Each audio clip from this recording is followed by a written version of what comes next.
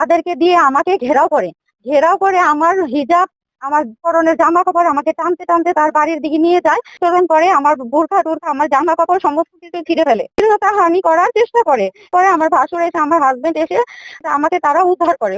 আমার ওয়াইফের বোরখা টোরখা টানিয়ে খুলে ফেলায় এবং জামা কাপড় ছিঁড়ে ফেলায় এবং জোরপূর্বক বাসা নিয়ে যায়। এই ঘটনা আমি পুলিশের কাছে আমাদের দাবি যেন সুষ্ঠু ভাবে তারা সম্পূর্ণ করে, এটার জন্য সুষ্ঠু বিচার আমাদেরকে দেয়।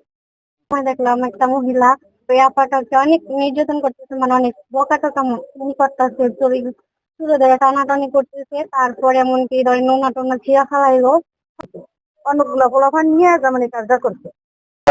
আমাদের আইনের বিধান অনুযায়ী ভুক্তভোগী বা ভুক্তভোগী পক্ষে অভিযোগ করলে আমরা মামলা নিই।